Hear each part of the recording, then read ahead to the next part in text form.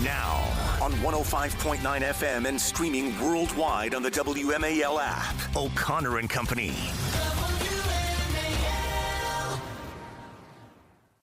It is 6:07. Good morning, and thanks for letting us be your ride along here as you start your day and get headed in the right direction.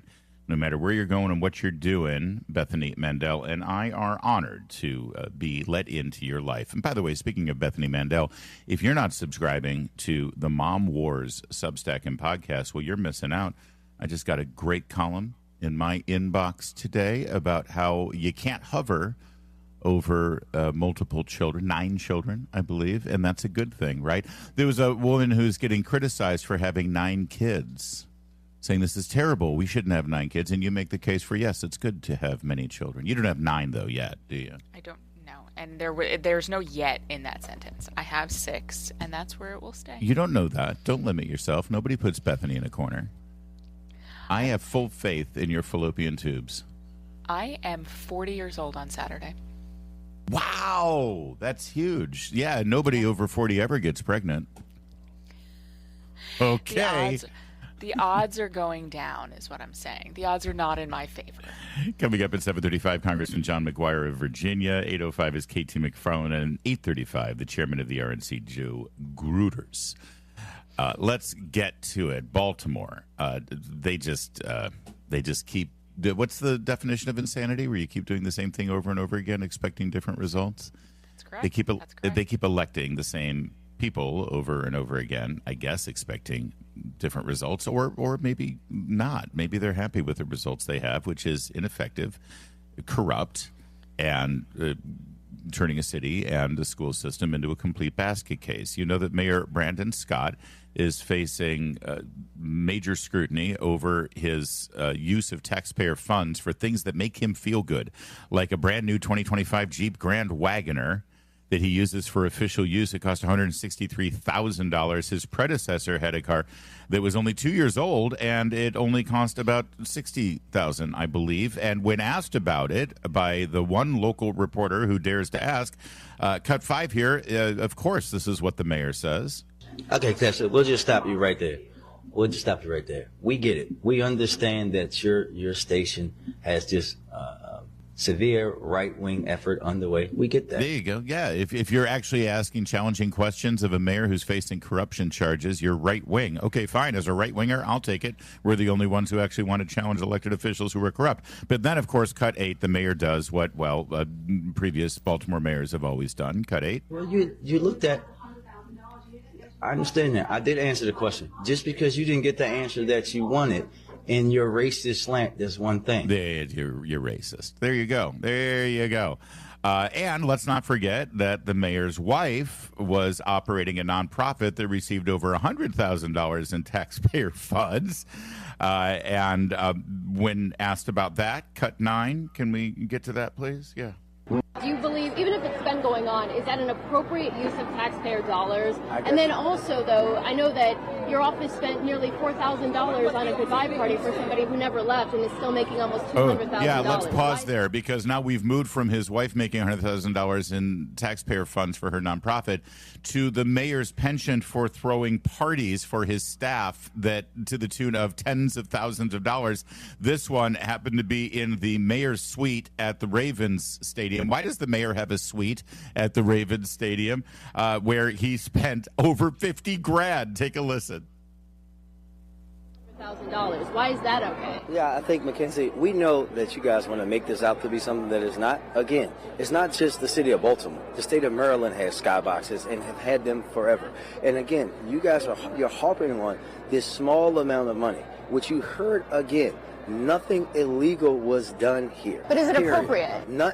If it's not illegal, then it's appropriate. Mackenzie. So you think that's okay for tax dollars to be spent on it? I think it's okay for us to, someone who has spent money to have young people who have never been in that stadium before, who have never gotten invited before, who would have never had the opportunity to be there to do that, for people, for first responders, for people who clean up trash, Absolutely. So no matter what you guys are going to try to twist this into, absolutely, we're going to continue to make sure that actual residents can enjoy that ability. So just so you know, the total tab right now for crab feasts, farewell bashes, and the tabs at the Ravens football games total $890,000. It's just a small amount of money. And at one game in particular, $53,000 at the mayor's suite at the Ravens game. But it was for young people who normally would never have been able to go to a game, so it's okay.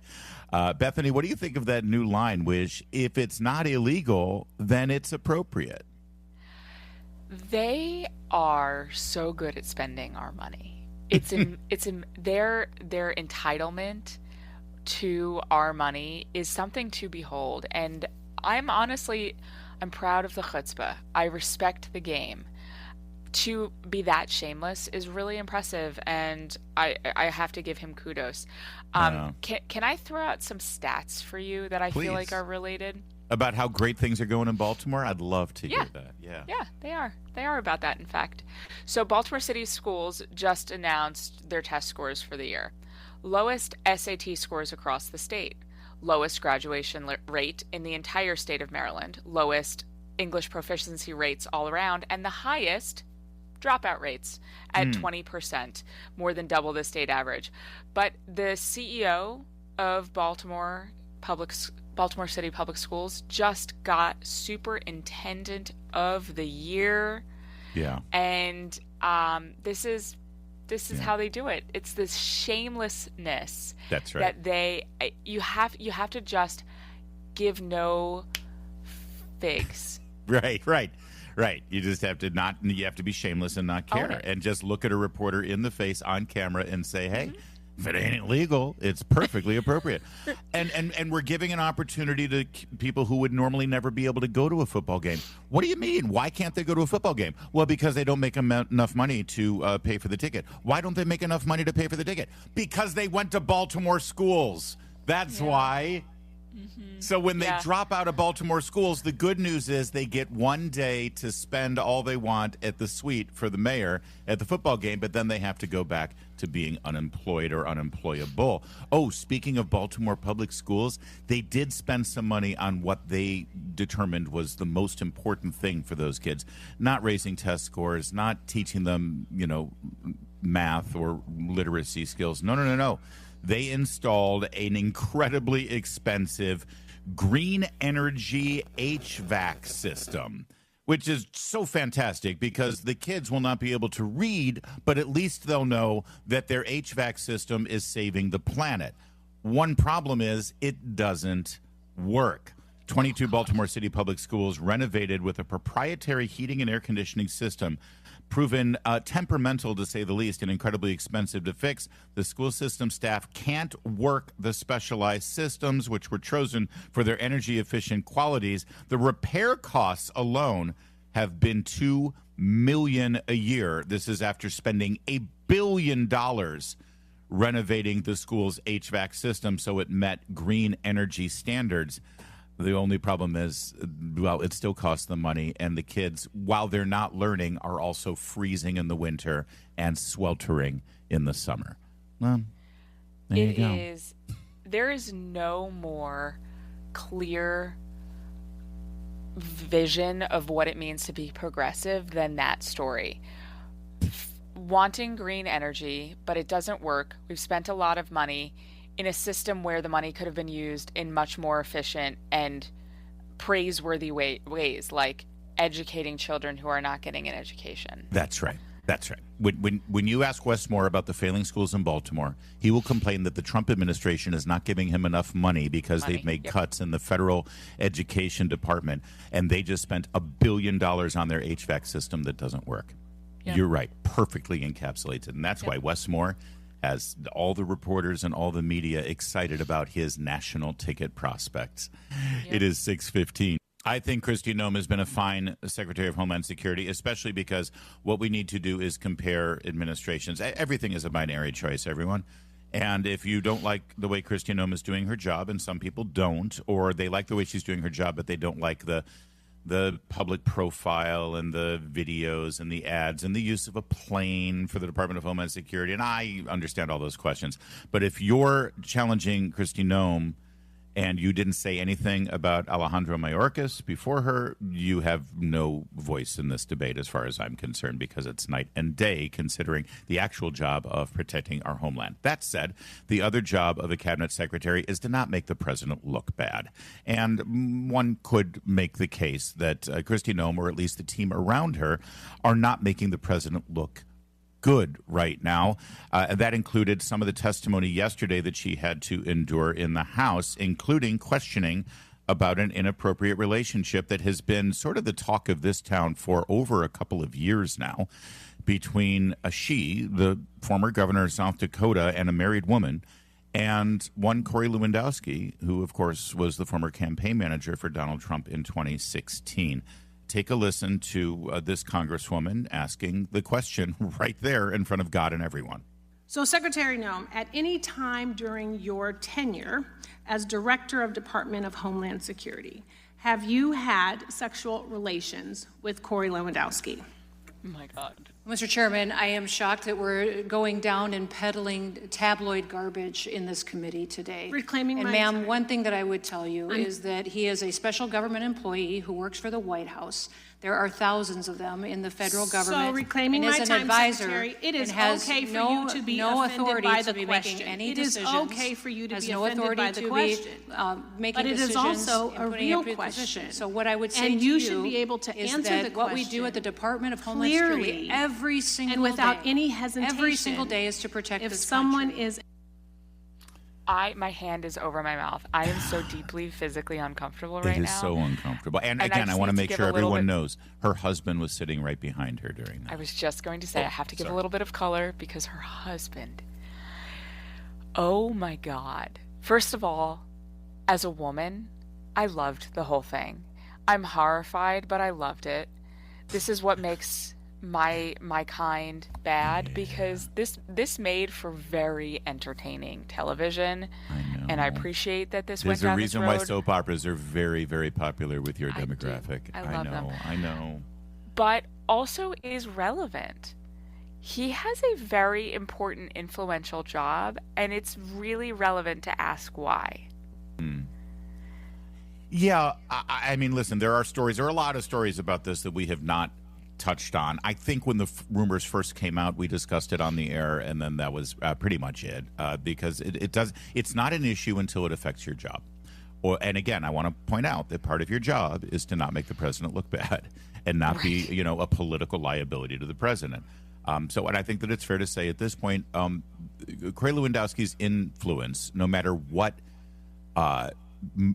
animates that influence, and whether it is a romantic relationship or not, I think it's fair to say that many smart people in this town that I respect say that Corey Lewandowski has become more of a liability to the Secretary of Homeland Security than an asset.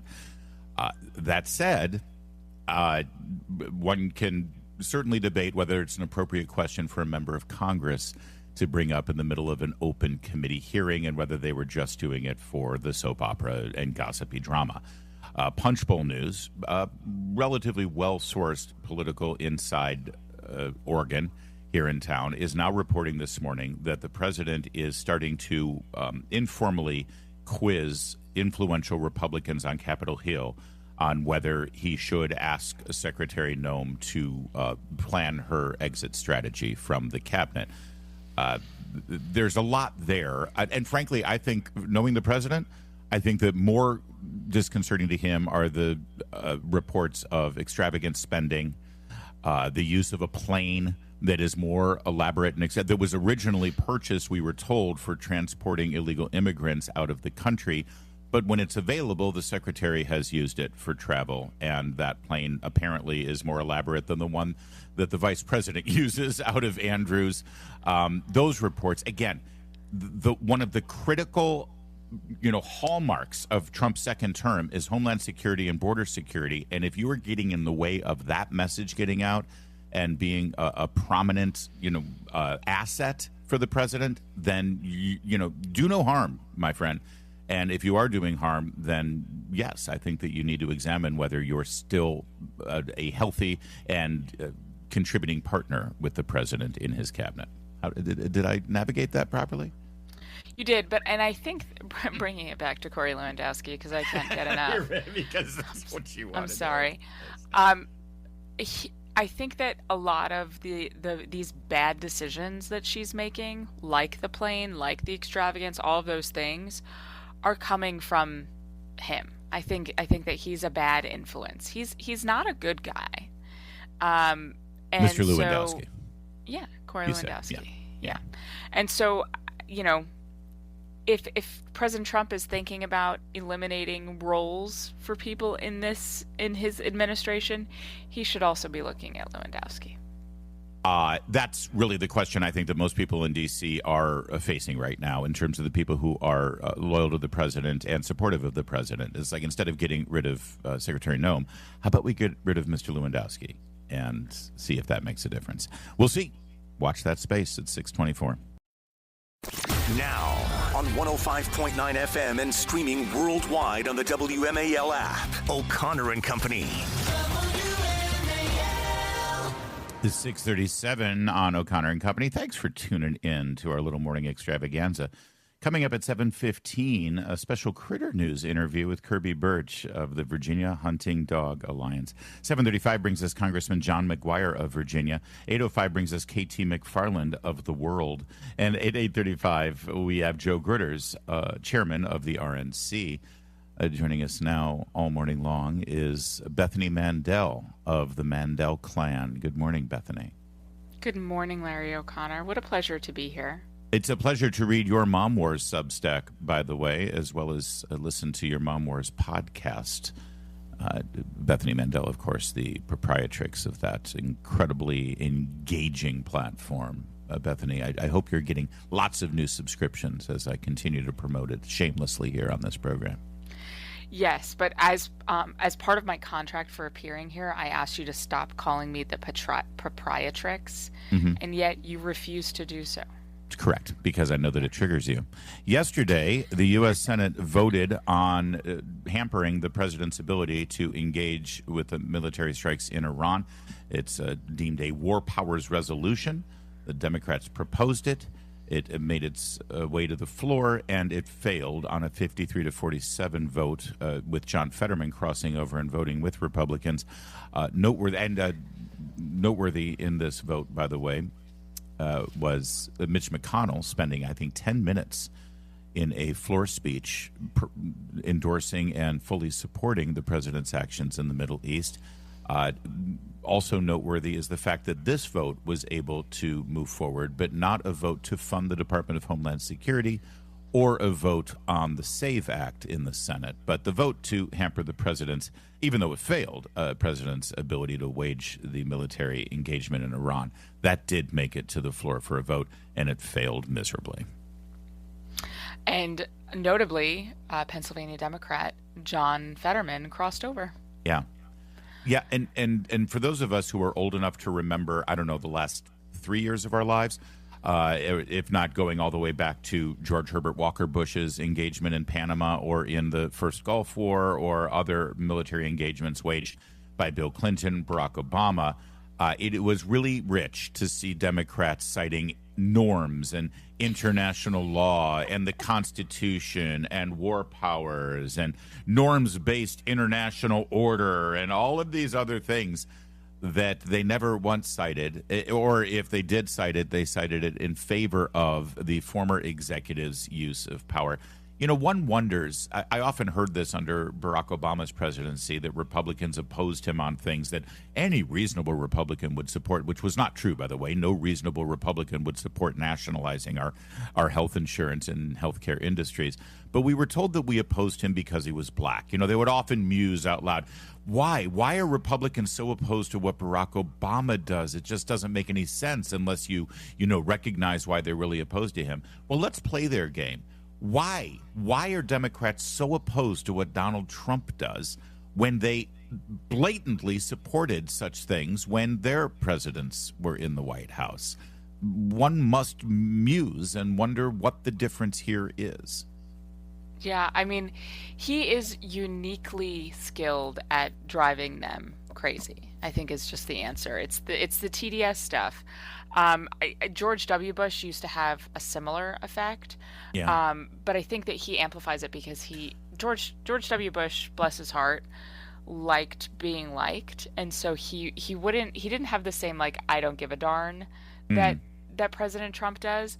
But it's wild to me, and I think that he exemplified it really, really well during the State of the Union, because as I predicted, by the way, I just need to take that victory lap, he spent the whole time playing chicken with them about what they would and would not stand for. Yeah. And it was really fun to watch that, because they wouldn't stand for veterans, they wouldn't stand for heroes, they wouldn't the list of things that they refused to stand for, because it was President Trump who was leading the charge. Yeah, no, you're right, and it reached the point where he just had to say what we were all thinking, which was these people are crazy.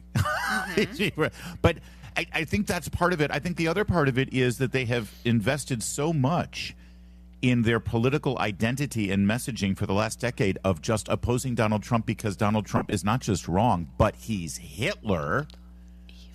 And he's evil, that suddenly if he actually does something they agree with, well, that means they're agreeing with Hitler, and they can't do it. And so they have boxed themselves into this political corner, because if President Trump is successful and right about something, then what have they got? Yeah. What have they, and they've got nothing.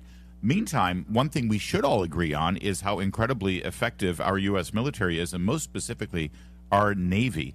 And obviously, full disclosure, I'm a Navy dad and a proud supporter of our U.S. Navy in many, many ways that goes well beyond just my daughter.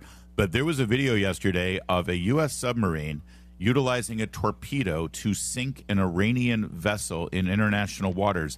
It's the first time a submarine has used a torpedo to sink a ship since World War II, and boy, oh boy, was it cathartic to see our military might in the high seas used in such an effective way. In fact, we have destroyed multiple ships of the Iranian Navy. And for those of you who are like, oh, who cares? It's the Iranian Navy. Yeah, okay, two things. First of all, of the Gulf states, it's got the most powerful Navy because they've tried to take control of the Strait of Hormuz and various parts of the Persian Gulf to control oil shipping lanes, number one. But number two, most of those vessels were supplied by China.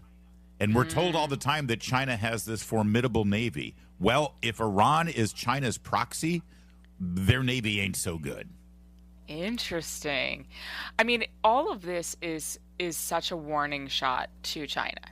And I think that this is something this is something that the Israel first hysterical people don't understand, because they're so focused on, well, Israel dragged us into a war, even though everyone from Hegseth to Rubio to Trump has said that's absurd.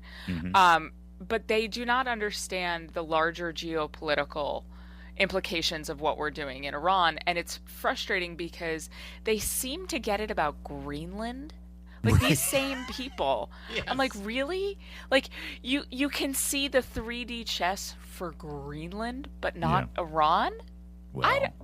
And this is the Israel first hysteria that it's a mind virus that has just completely zombified people on the left, but also people on the right who I used to respect, like Megyn Kelly, like Tucker Carlson, who really should understand it's not 3D chess that President Trump is playing here. It's really, really clear chess, and it's an important game to be watching and understanding, and they cannot. I agree. I would only modify your Israel first description of this, which is brilliant, to a hate Israel first description, because it needs to be clear that that's really what the mindset is here for the critics of these obviously righteous engagements of our military. But yes, the geopolitical multi-level message that's being sent here to China cannot be ignored, and I assure you China is not ignoring it.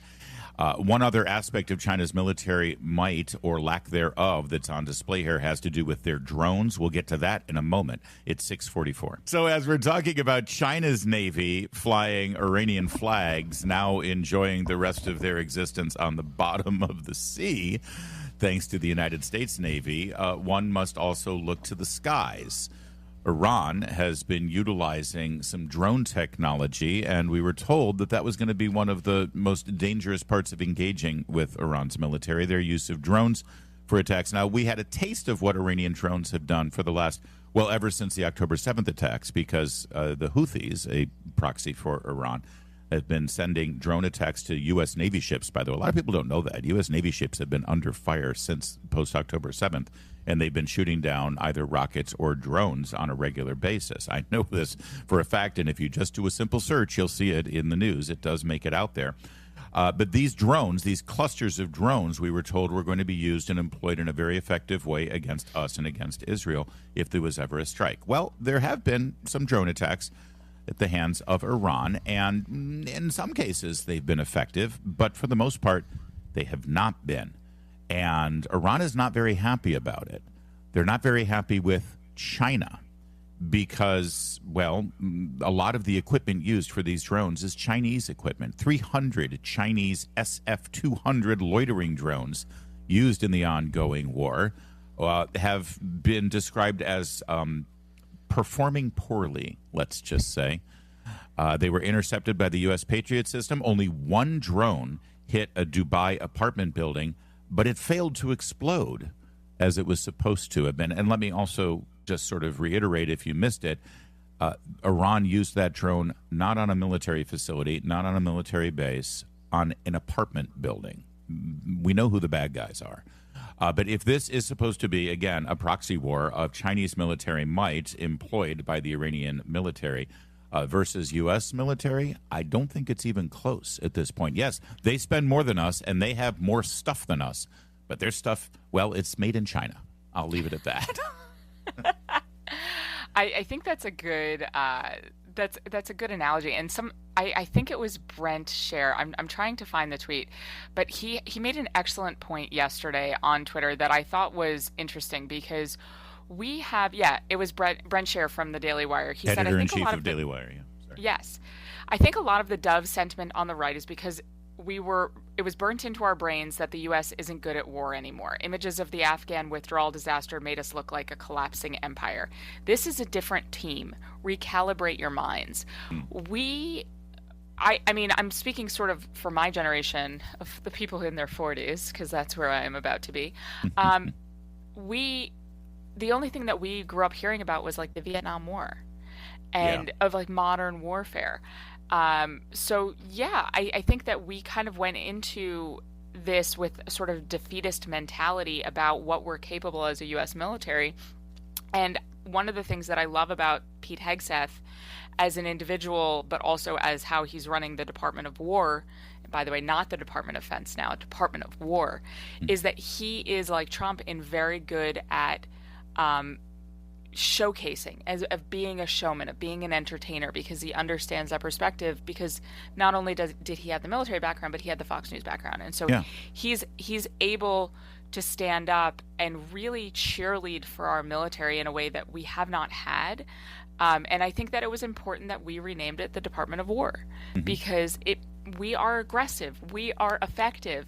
And I think that is the message that my generation did not really get about our military might, and it doves back to this conversation that we had about an hour ago. Folks can go listen to the podcast if they missed it.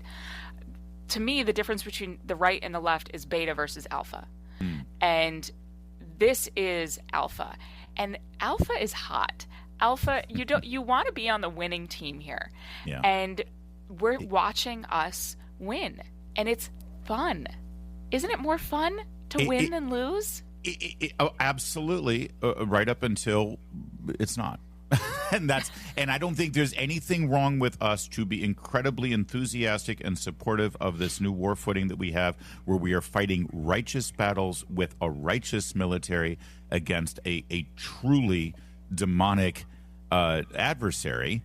And we can support it and be in favor of it and encourage it right up until the moment our leaders end up losing the plot, because it's happened. And we would be wrong if we didn't learn the lessons, as you just pointed out, of Afghanistan and Iraq and of Vietnam.